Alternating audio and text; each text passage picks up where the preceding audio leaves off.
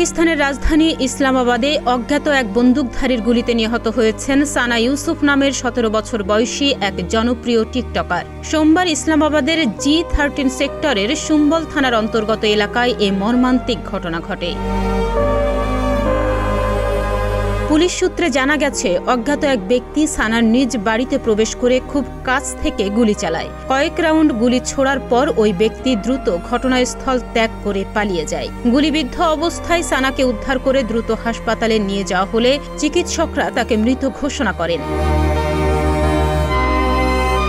সানার মরদেহ বর্তমানে ময়নাতদন্তের জন্য ইসলামাবাদের পাকিস্তান ইনস্টিটিউট অব মেডিকেল সায়েন্সে রাখা হয়েছে। প্রাথমিক তদন্তে পুলিশের ধারণা এটি পূর্ব পরিকল্পিত হত্যাকাণ্ড হতে পারে।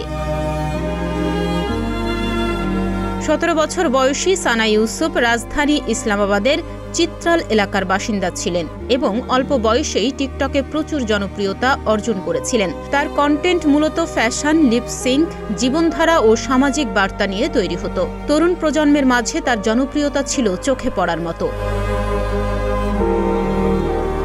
অনেকে তাকে একজন সম্ভাবনাময় অনলাইন ইনফ্লুয়েন্সার হিসেবে দেখছিলেন, যার ভবিষ্যৎ ছিল উজ্জ্বল। তার আকস্মিক ও নির্মম মৃত্যুতে ভক্ত, বন্ধু এবং সোশ্যাল মিডিয়া কমিউনিটির মধ্যে ব্যাপক ক্ষোভের সৃষ্টি হয়েছে।